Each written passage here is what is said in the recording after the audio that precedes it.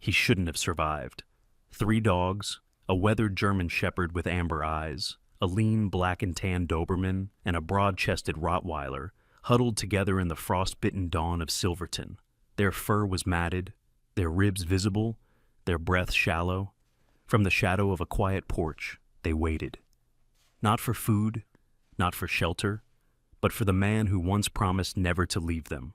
And when he came, a battle-worn Marine, his boots heavy with miles and memories, it wasn't just a reunion. It was the beginning of a fight for their lives, their dignity, and the bond no cruelty could sever.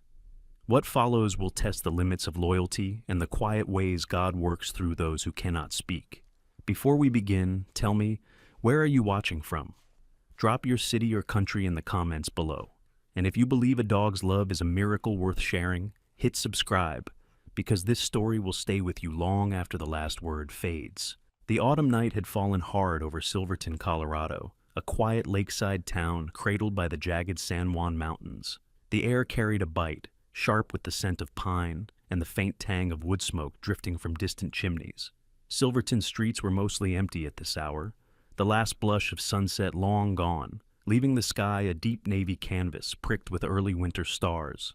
Mark Harlow, a man who had spent the last 3 years in service as a U.S. Marine, drove slowly through the main street in his weathered Ford F-150. The truck's old suspension rattled over the uneven asphalt, the headlights casting long beams that swept across the familiar outlines of clapboard houses and the quiet storefronts with their signs darkened for the night. Mark was 38, with the sturdy frame of a man forged by years of both military discipline and manual labor. His dark hair, now cut shorter than it had been before his deployment, showed the first hints of silver near the temples, and his face bore the faint lines of a man who had seen too much and spoken too little. His hazel eyes were sharp but tired, the kind that scanned everything, missing nothing. The service had shaped him into someone both deliberate and guarded, but there was a depth of patience and a quiet loyalty in him that he reserved for those he loved. Tonight, as he turned onto Maple Street, those eyes softened. He was home. He had told no one he was coming back. The plan was simple. Walk up to the red-gabled house he had bought years ago, knock on the door, and surprise Lydia. She had been his wife once, and even after their separation, the house had remained hers during his absence. Maybe it was foolish to hope for warmth after so much time, but part of him couldn't shake the thought of seeing her face soften with recognition, of hearing her say his name the way she used to. And if nothing else, he hoped to see the 3 dogs he had trained and loved before he left. Their absence had been one of the quietest, most persistent aches during deployment. The truck rolled to a stop in front of the familiar porch, the yellow light above the steps casting a soft glow onto the cobblestone path. The flower pots he remembered were still there, though the geraniums had long wilted with the season. The grass had been cut recently, and from a distance everything looked unchanged, until he saw the movement. 3 figures were curled together on the top step, their shapes huddled close as if bracing against the night air. As Mark approached, the beam from the porch light revealed them fully. The first was Rex, a German Shepherd now 5 years old. His sable coat was matted in places, patches of fur dull where it once gleamed under the sun. His ears stood tall, but the left one bore a faint nick from an old training mishap. Rex had always been the most intelligent of the trio, quick to learn commands, quicker still to anticipate them, a natural leader among the dogs. His eyes, a warm amber even in the dim light, watched Mark with a mixture of caution and something else, something that looked an awful lot like hope.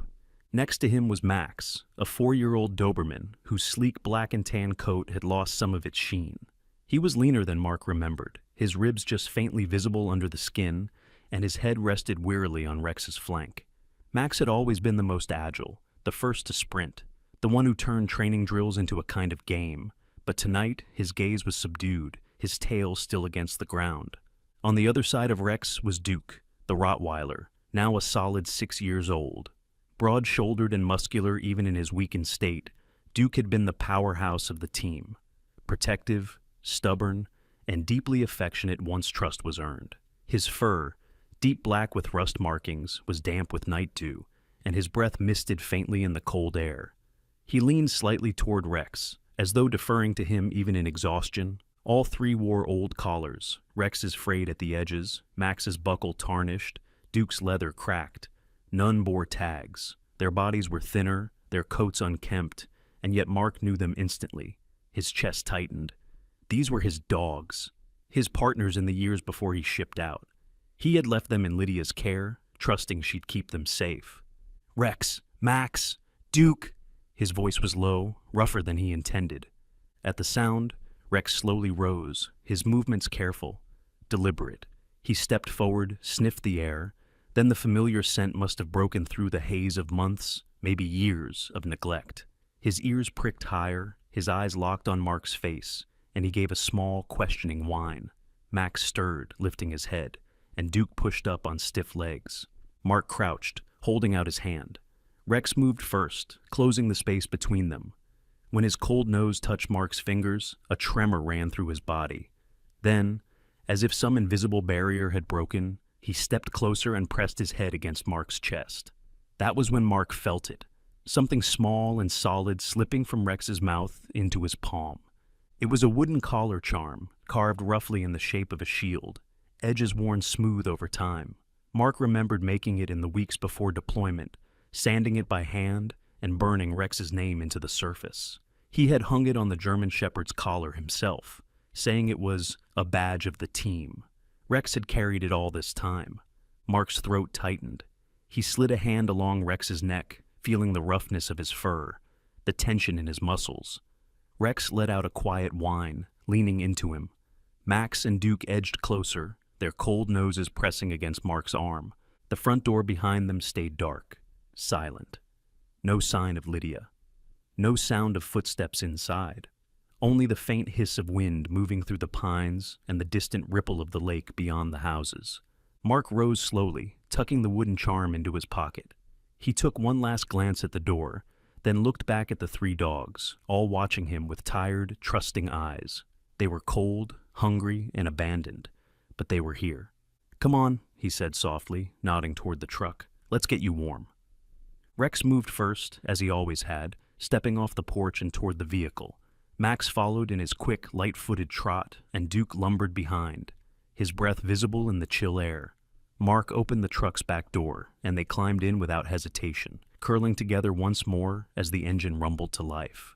As he pulled away from the house, Mark glanced in the rearview mirror. Rex was sitting upright now, head slightly raised, watching the road ahead.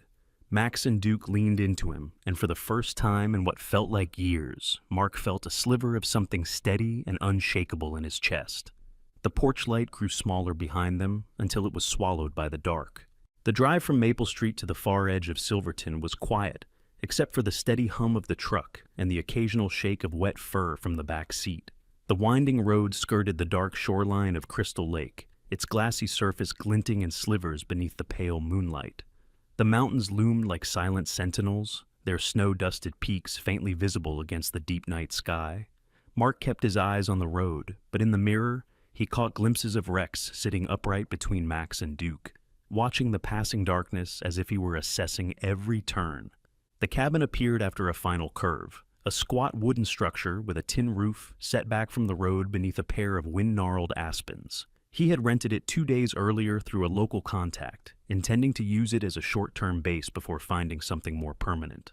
The porch light, a single yellow bulb, buzzed faintly, casting just enough light to show the steps slick with dew. Mark parked close, grabbed his duffel, and opened the truck's back door. "Come on, boys," he murmured. Rex was first to jump down, landing lightly despite the stiffness in his hind legs. Max followed with his usual quick hop, while Duke descended more slowly, shaking off the cold before padding after the others. They trailed him to the cabin, nails clicking softly on the wood. Inside, the air was cold, tinged with the faint smell of dust and pine from the raw timber walls. The place had only the basics: a single bed pushed against one wall, a small wooden table with 2 mismatched chairs, and a narrow counter with an old electric stove. A thin curtain covered the only window, and the floorboards creaked underfoot. Still, it was dry, and tonight that was enough. Mark dropped his duffel near the bed and turned on the space heater in the corner. He found a stack of old towels in a cabinet, laying them out on the floor before gesturing to the dogs. "Let's get you dry." Rex stood patiently as Mark began rubbing him down, his thick sable coat soaking up the towel's warmth. Max fidgeted at first, unused to standing still, until Mark's firm but gentle hands worked along his back. Duke, ever steady, lay on his side, closing his eyes as Mark worked through the knots in his fur. In the corner, a pot of water simmered on the stove, the beginnings of a simple meat soup. Mark had picked up a few supplies from the general store on his way into town: beef trimmings, carrots, and a bag of rice. The rich scent began to fill the cabin, replacing the cold dampness with something that felt almost like home. As he worked, Mark noticed something. Rex, though clearly hungry, waited until Max and Duke had eaten before stepping forward to the bowls. It wasn't hesitation, it was habit, the ingrained discipline of a leader who ensured his pack was cared for first. Mark watched quietly, his chest tightening at the sight.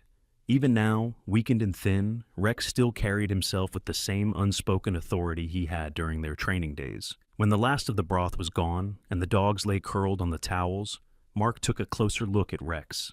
Kneeling beside him, he parted the fur along his right flank and froze. Beneath the thick coat was a dark bruise, nearly the size of his palm, with a faint scrape cutting across it. The injury was fresh enough that it still had the raw edge of pain, and Rex flinched slightly when Mark's fingers brushed the area. His jaw tightened. That was no accident. It looked like the result of a kick or a collision with something hard. The thought of Lydia allowing it, of someone in that house harming Rex, sent a slow burn through his chest. He tried to push the anger aside, focusing instead on applying a warm compress from a clean rag. Rex held still under his touch, his amber eyes fixed on Mark's face, as if searching for reassurance. "You're safe now," Mark muttered, more to himself than the dog. The sound of tires on gravel outside made him glance toward the window. A moment later, a knock sounded at the door. He rose, opening it to find Mrs. Darlene Kearns, the property owner, standing there. She was in her early 60s, short and sturdily built, with weathered hands and a scarf tied over her silver hair. Her blue eyes had the sharpness of someone who had lived in this valley all her life and had a memory for every face. "Evening, Mark," she said, her voice carrying a no-nonsense warmth. "Saw your truck lights. Just checking you got in all right. Didn't expect company." Her gaze dropped to the three dogs now watching her from inside, ears perked. "They're mine," Mark said simply. "Long story." Darlene nodded, stepping just inside the threshold. She crouched briefly to let Max sniff her hand before straightening. "Cabin's yours as long as you need it. If the heater gives you trouble, give me a holler. Oh, and there's extra firewood out back. Nights are gonna bite harder soon." "Thanks. I'll take care of the place." She gave him a look, part curiosity, part quiet understanding, but didn't press. "Well, I'll leave you to it. Welcome back, Mark." With that, she headed back into the darkness, her boots crunching on the gravel until the sound faded. Mark shut the door and returned to the dogs. They were settling now, Max curled tightly, Duke stretched out near the heater, and Rex lying with his head between his paws, eyes half closed, but still tracking every movement. He sat on the bed, letting the day finally sink in. He hadn't expected this, finding them abandoned, injured, left to fend for themselves. He thought of the wooden charm in his pocket, of Rex's quiet leadership, of the way all three had followed him without hesitation. The night deepened outside, the wind brushing against the cabin walls. Inside, the warmth slowly built, the air thick with the scent of meat and pine. Mark stayed awake long after the dogs had drifted into sleep, his mind circling the same questions. What had really been happening in that house? And how far had things gone? His eyes kept returning to Rex, to the bruise hidden beneath the fur. That mark wasn't just an injury. It was a message. Morning in Silverton came crisp and thin, the pale light of dawn spilling over the lake's mirrored surface and casting a silver sheen across the water. The air held that sharp chill particular to the high mountains, each breath cool enough to prickle the lungs. The cabin's single window glowed faintly as the first rays touched it. And inside, Mark Harlow was already awake. Years of military habit made sleeping in impossible. Besides, last night's questions still sat in his head like weights that wouldn't shift. The three dogs stirred as soon as he moved. Rex rose first, stretching long and shaking out his coat, the muscles beneath his sable fur rippling with controlled energy. Max scrambled to his feet, tail wagging hesitantly, and Duke lumbered upright with a jaw-cracking yawn. Mark pulled on a weathered canvas jacket, grabbed his beanie from the hook, and clipped the leashes to their collars. Not that he needed them for Rex, but for the others it gave structure. They stepped out into the frosty morning, boots and paws crunching lightly over the thin layer of frost on the ground. The sun was barely above the ridge, staining the lake in pale gold. Mark intended only a short walk to loosen stiff legs and clear his head, but as they approached the lake shore, Rex's demeanor shifted. His ears tilted forward, nostrils flaring as he caught a scent. Without waiting for a cue, the German Shepherd took the lead, pulling steadily along a narrow dirt trail that curved toward the eastern end of town. Rex's pace was purposeful.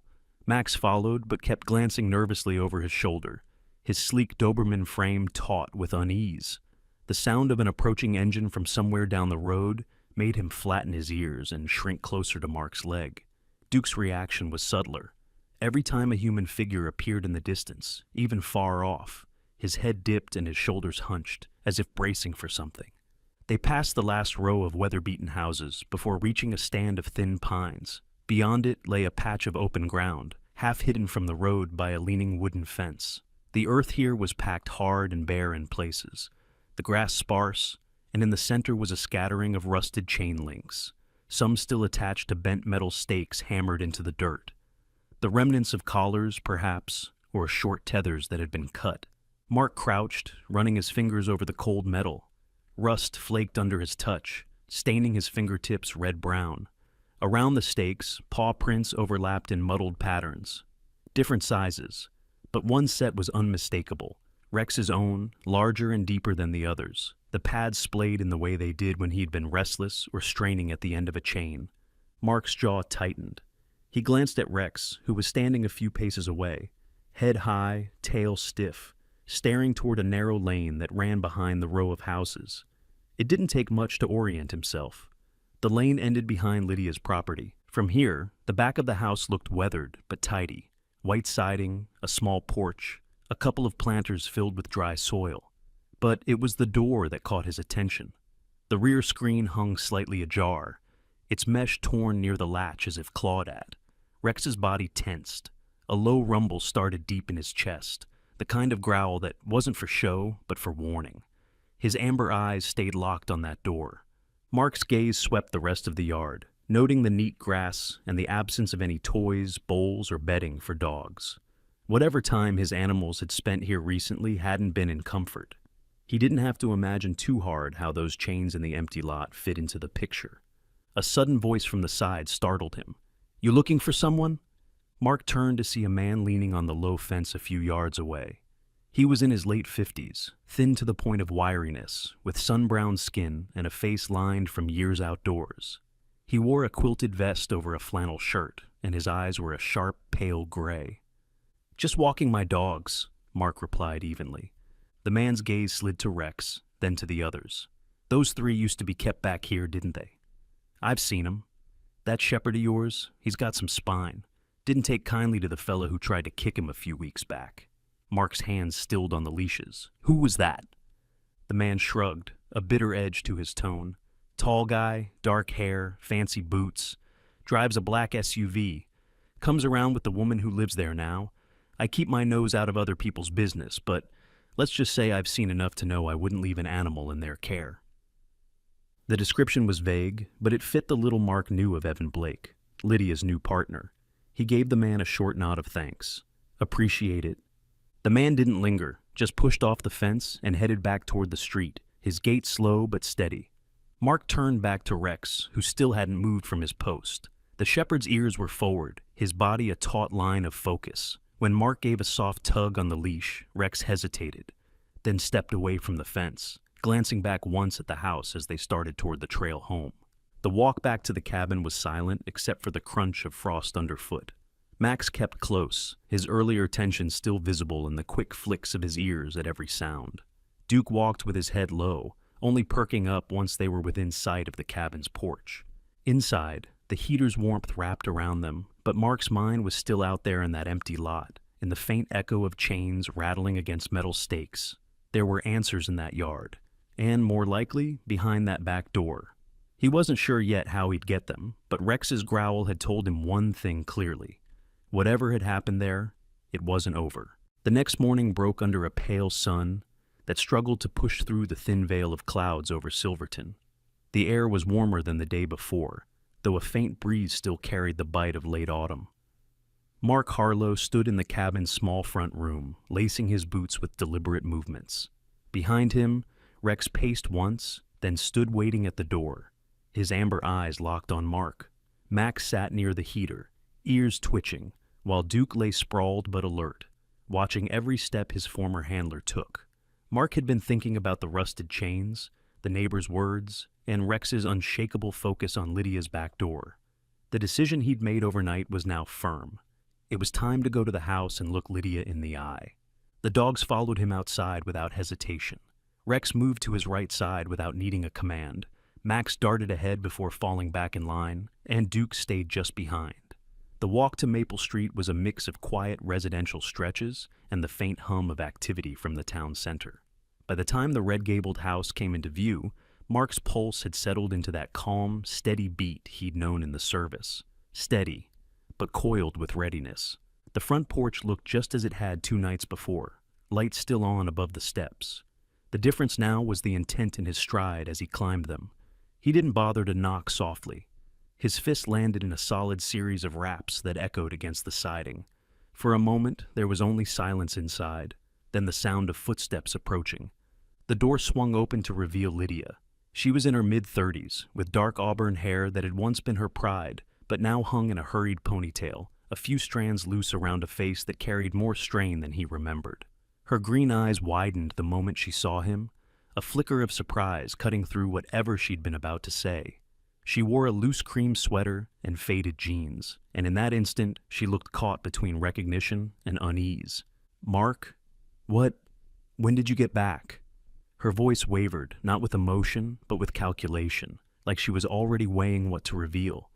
2 nights ago, he said evenly. I came here first. He stepped slightly to the side so the 3 dogs came into full view.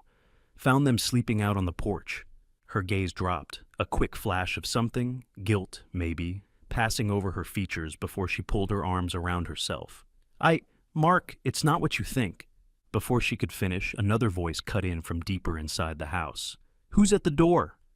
Evan Blake stepped into the doorway behind her. He was tall, early 40s, with neatly trimmed black hair and the kind of tan that spoke more of golf courses than labor. His posture radiated self-assurance, shoulders squared, chin lifted just enough to look down on people without seeming to try. He wore a fitted navy shirt, expensive denim, and a watch that caught the light when he folded his arms. His dark eyes went from Mark to the dogs, narrowing slightly. "Well," Evan said, his tone holding the faintest trace of a smirk, "you must be Mark. I've heard about you." Mark didn't step back. "Then you know these dogs belong to me." Evan glanced at Lydia before answering. "They're just dogs. Sleeping outside isn't a tragedy. Plenty of animals do just fine that way." Mark's voice sharpened without rising. "Not in freezing weather. Not these 3. Evan gave a short, dismissive shrug. "They're hardy breeds. Shepherd, Doberman, Rottweiler. They can handle it. You're overreacting."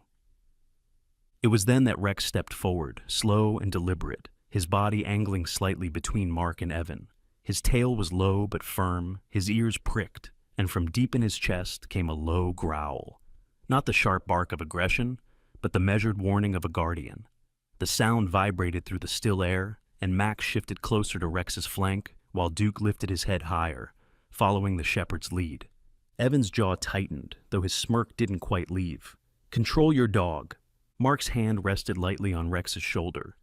"He's already under control. He's telling you something you should hear." Lydia's eyes flicked between them, her face tightening. "Mark, this isn't helping anyone. You can't just show up." Mark didn't take his eyes off Evan. "I came here to ask one thing. Why were they out there? No food, no shelter, no one checking on them?" Lydia's arms tightened across her chest. "I was out. We had dinner plans. I didn't think—" "That's the problem," Mark said quietly. For a moment, the 3 stood locked in place, Lydia shifting uncomfortably, Evan holding his stare like this was a contest, and Rex unmoving, his amber gaze fixed on the man inside. The air between them felt thick enough to touch. Finally, Mark gave a small tug on the leashes. "Come on," he said to the dogs, turning back toward the steps. Rex moved backward for 2 paces before turning, his head still angled toward Evan until they were halfway down the walkway. Behind them, the door closed with a muted click. The sound wasn't loud, but it carried the same finality as a line drawn in sand. The day after the tense encounter on Lydia's porch, the clouds over Silverton thickened into a slate-gray ceiling. The air smelled of incoming rain, heavy and metallic, the kind that lingered before a storm rolled across the mountains. Mark Harlow stood in the narrow kitchen of the cabin, coffee cooling on the counter, watching Rex, Max, and Duke stretch in the dim light filtering through the curtain.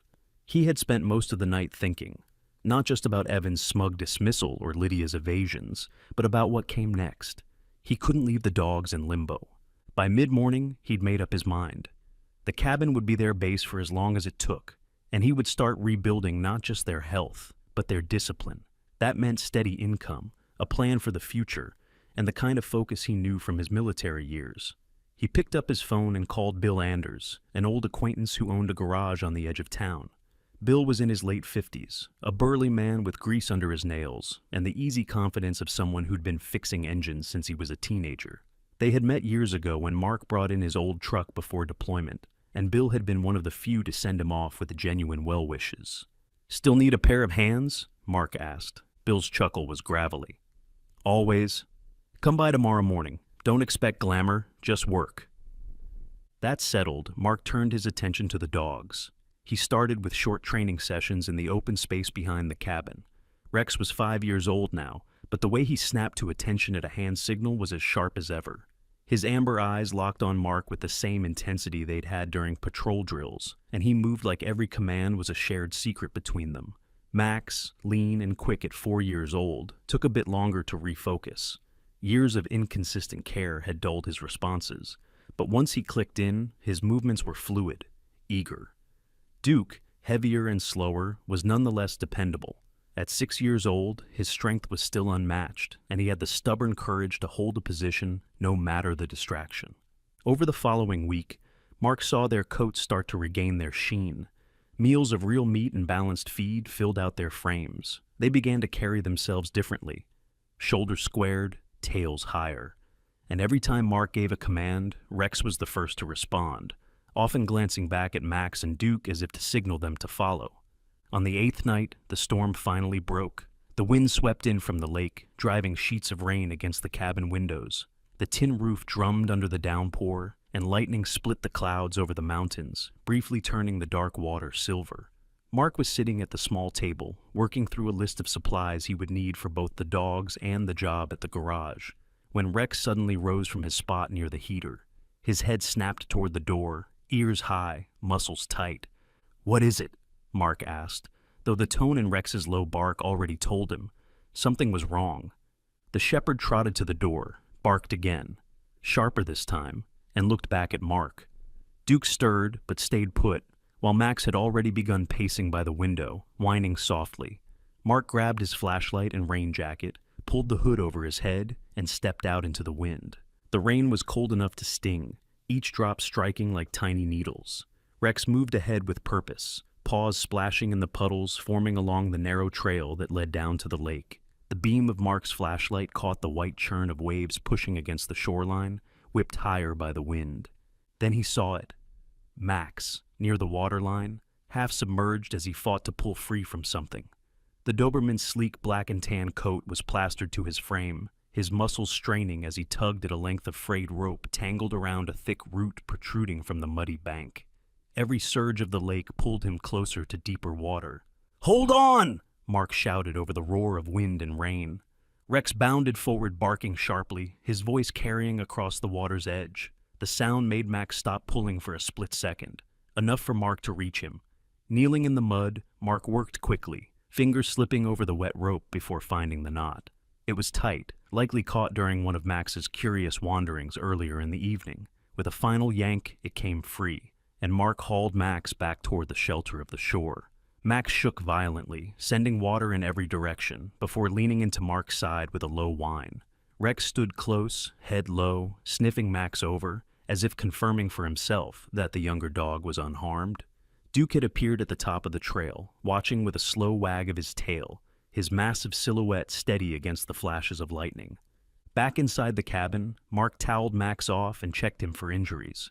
Aside from raw patches where the rope had rubbed against his leg, he was fine. The dogs settled near the heater again, steam rising faintly from their damp coats.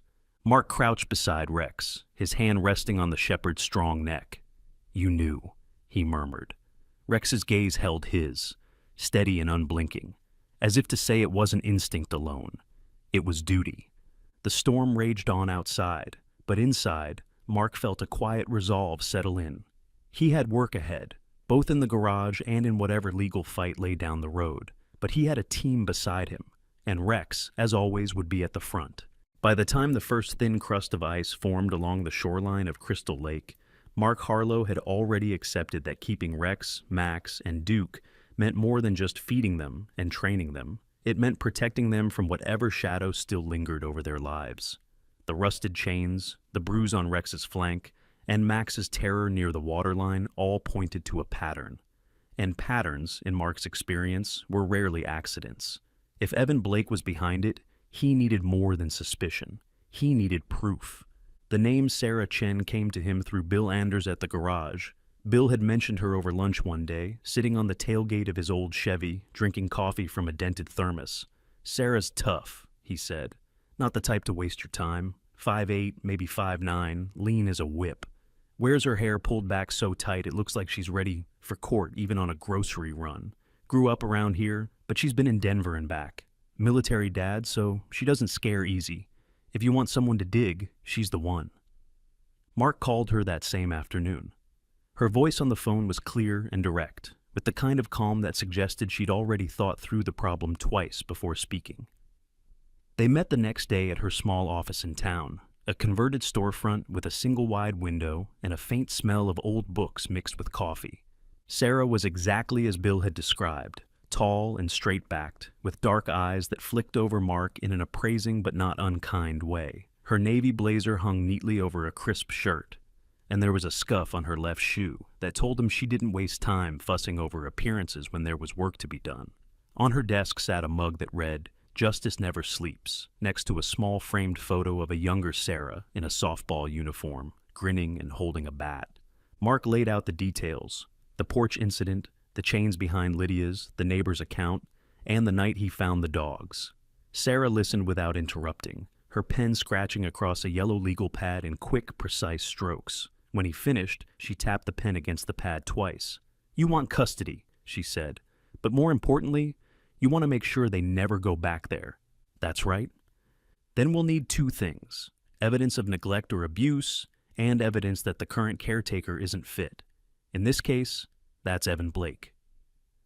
Within days, Sarah's investigation began. She had a quiet relentlessness about her.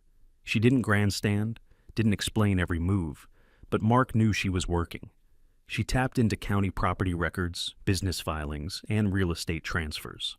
By the second week, she was calling him with something heavier than either of them had expected. "Evan's using Lydia's name on paper," she said over the phone, her voice low. "There's a string of property transactions, buying and selling far below market value, often within days. The money's moving fast, and some of it's coming from out-of-state LLCs that don't exist outside a mailbox in Nevada. This isn't bad bookkeeping. It's laundering." Mark paced the narrow strip of floor between the cabin's bed and table. "And Lydia? She may not understand the scale, but she's involved on paper. That could be leverage, but it could also blow back on her if she tries to protect him." While Sarah dug into financial records, Mark fell into a new nightly routine. Rex had taken to sitting just outside the cabin door after dark, his silhouette steady under the porch light. He would watch the tree line, the road, and sometimes the lake, ears swiveling at the faintest sound. Max usually lay just inside, his head propped on his paws, while Duke claimed the heater's warmth. It was Rex who would lift his head when a car passed, or a twig snapped, his gaze flicking to Mark as if to say, "You're covered." One cold evening, Sarah called again, but this time her tone carried more steel than surprise. "I have something else," she said. "Testimony. There's a man named Carl Mendoza, former groundskeeper for one of Evan's rental properties. He says he's seen Evan kick a dog in the yard hard enough to knock it sideways, and he's sure it was your shepherd. Says he recognized the scar on the ear. Mark gripped the phone tighter, his free hand clenching. And Max? Duke? Carl remembers a Doberman chained under the porch, food bowl empty, and a Rottweiler in a shed out back. He says they looked thin, ribs showing. He quit the job 2 days later. Mark's voice was quiet but taut. Will he talk? He'll testify if it comes to that. I've already taken a recorded statement. After the call ended, Mark stepped outside, pulling his jacket tight against the wind. Rex was there, rising to his feet at his approach. The shepherd's eyes glinted in the dim light, steady and unflinching. Mark crouched, resting a hand on the thick fur at his neck. We're going to finish this, he murmured. No one touches you again. That's a promise. In the darkness beyond the cabin, the lake's surface shifted under the wind, whispering against the shore. Inside, Max and Duke lifted their heads as Mark came back in, their tails thumping once against the floor. The pack was together, and now, with Sarah's findings, he had more than suspicion. He had the beginning of a case, and a reason to push harder. The morning of the hearing dawned cold and bright over Silverton, the sunlight catching on the thin frost that clung to rooftops and fences. Mark Harlow stood outside the modest brick courthouse, the 3 steps leading up to its wooden double doors worn smooth from decades of use. He wore his one good suit, dark gray with a subtle weave, the shoulders still carrying the quiet bearing of a Marine. Rex, Max, and Duke were not with him. They were at the cabin with Bill Anders keeping watch, but their presence was felt in every steady breath he took. Inside, the small-town courtroom smelled faintly of varnished wood and old paper. The judge's bench sat high beneath the state seal, the walls lined with shelves of bound legal volumes whose pages had yellowed with time. A scattering of townsfolk filled the benches, some curious, others quietly supportive. Mark took his place beside Sarah Chen, who was leafing through her case binder. She was dressed in a tailored charcoal suit, hair pulled back in her usual no-nonsense bun. The only ornament a silver pen clipped to her lapel. Her eyes were steady, scanning the room like a chess player mapping possible moves. Across the aisle sat Lydia, her posture stiff in a tailored cream blazer. She had chosen her look carefully. Soft makeup, a neutral palette. But there was a tightness around her mouth that betrayed tension. Next to her was her attorney, Greg Talbot, a man in his mid-40s with thinning blonde hair and an expensive tie knotted just a fraction too tight. His expression was cool, almost disinterested, until the judge entered. Judge Meredith Blake, not related to Evan, was a woman in her early 60s, with silver-streaked hair swept back into a chignon and eyes that had clearly seen more than a few heated disputes. Known for her deliberate speech and meticulous attention to detail, she carried herself with the calm authority of someone who had no patience for theatrics. The proceedings began with Greg rising to speak. He painted a picture of Mark as a man without stability, claiming his cabin was a temporary arrangement and that his work at the garage did not demonstrate long-term financial security. Your Honor, he concluded, my client is concerned for the well-being of these animals. While Mr. Harlow's affection is not in question, affection alone does not put food in their bowls or a roof over their heads. Mark kept his jaw locked, resisting the urge to respond. Sarah stood smoothly when it was her turn, her voice level but carrying through the room. Affection may not feed them, Your Honor, but neglect starves them. And worse. We have veterinary reports documenting the dog's condition when Mr. Harlow regained custody. She handed a packet to the clerk, who passed it to the bench. All 3 were underweight, with signs of prolonged malnutrition. The German shepherd, Rex, had a fresh contusion along his flank, consistent with blunt force trauma. Greg shifted in his seat, but Sarah didn't pause. We also have photographic evidence taken by Dr. Leah Morgan, the attending veterinarian, who will testify today.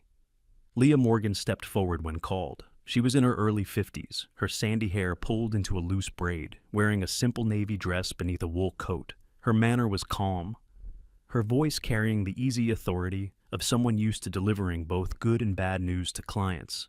She described her initial examination: ribs visible on all 3 dogs, patchy coats, low muscle tone. In my professional opinion, she said, these conditions developed over weeks, if not months. Since living with Mr. Harlow, their weight has normalized, their coats have regained luster, and their behavior has shifted from withdrawn to responsive. Rex, in particular, exhibits protective but stable behavior, which is a sign of regained confidence. Sarah let the words settle before moving to her next piece. Your Honor, I'd like to submit video evidence recorded by a neighbor, Mrs. Karen Ellis. The lights dimmed slightly as the clerk loaded the footage. On the screen, the grainy image of a backyard appeared. Evan Blake could be seen striding toward the three dogs, his movements sharp. Max darted behind Rex, and Duke angled away. But Rex planted himself in front of the others, body tense but controlled. When Evan lifted his foot, clearly intending to kick, Rex's head snapped up, a low growl freezing him mid-step. The footage ended abruptly. For a long moment, the courtroom was silent. Judge Blake's eyes lingered on the screen even after it went dark. Greg cleared his throat, as if about to object, but the weight of the room's attention seemed to press him back into his chair. Sarah spoke into the quiet. This is not about who can buy the best food or the largest yard. It is about who will keep these animals safe, and who has already failed them. Mark didn't move, but inside, something eased, just slightly. The truth was in the open now, not just his word against theirs. The verdict came on a pale winter morning, the kind where the frost clung stubbornly to every railing and window pane in Silverton. The courtroom was quieter than it had been the day before, the tension replaced with a kind of collective holding of breath. Judge Meredith Blake read from her notes in an even tone, her words deliberate and final. Custody of the animals, Rex, Max, and Duke, is awarded to Mr. Mark Harlow. The property at 412 Maple Street is to be returned to his possession, as it was acquired prior to the marriage. Miss Lydia Harper shall have no unsupervised contact with the animals until deemed appropriate by this court. The gavel struck once, sharp against the wood, and the matter was settled. Mark didn't smile. Relief for him was never a loud thing. It came in the form of a slow exhale, the loosening of his shoulders, and the quiet knowledge that the fight had been worth it. Sarah Chen placed a hand briefly on his arm, her expression unreadable except for the faint narrowing of her eyes that spoke of satisfaction. It's over, she said. But Mark knew it was only over in the legal sense. Trust, once broken, was a longer road. That same afternoon, Bill Anders drove his old Chevy to the cabin to help Mark move. The drive into town was different this time. No more passing Lydia's house as an outsider. The red-gabled home would be his again, not for status or nostalgia, but for the space it could give the three dogs to live freely. Rex sat in the front passenger seat beside him, Max and Duke in the back of Bill's truck, their heads poking over the side rails into the cold wind. The house smelled faintly of dust when they arrived, the kind that settled after weeks of being shut. Mark left the front door wide open as they carried in boxes and tools, letting the crisp air push out the stale.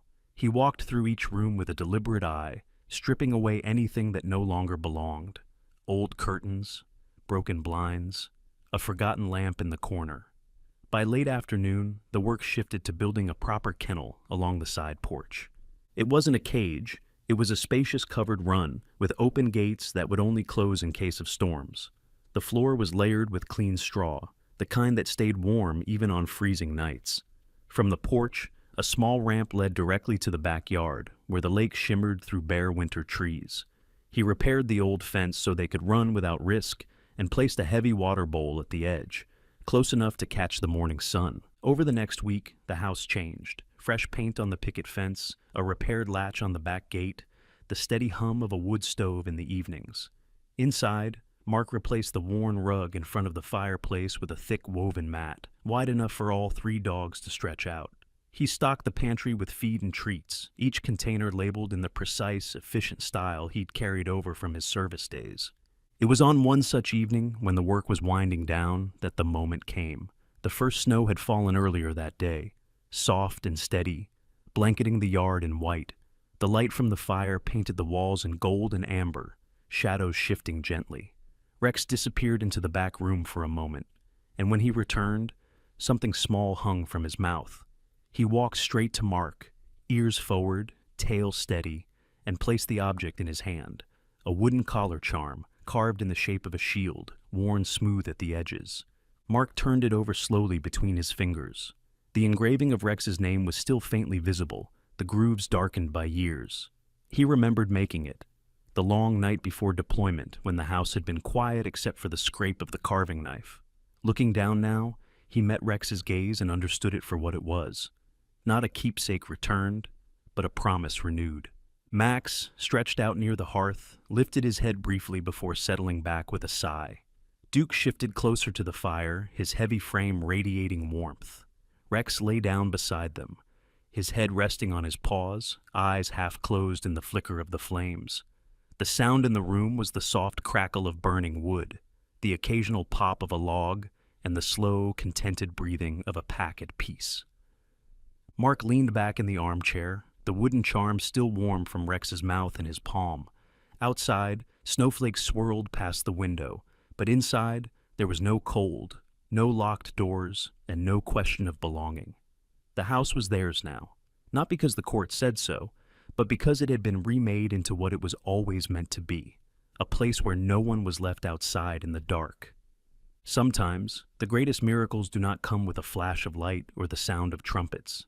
They arrive quietly in the form of loyalty that never wavers, love that never abandons, and a safe place that never closes its doors. Mark's journey with Rex, Max, and Duke reminds us that God often works through the steadfast hearts he places in our lives, whether human or animal, to guide us, protect us, and remind us of his constant presence. In our own daily lives, we may not all fight legal battles or rescue the ones we love from harm, but each of us can choose to open our door to kindness, to stand as a shelter for those in need, and to keep our promises when it matters most. These choices, no matter how small, are the seeds of everyday miracles that God blesses and multiplies. If this story touched your heart, share it with someone who needs hope today. Leave a comment and tell us about a time you saw God's hand at work in your life. Subscribe to the channel so you do not miss more stories of love, loyalty, and redemption. May God bless every viewer who joins us here. If you believe in the power of his protection over every home and every heart, type Amen in the comments as a prayer for all who are waiting for their own miracle.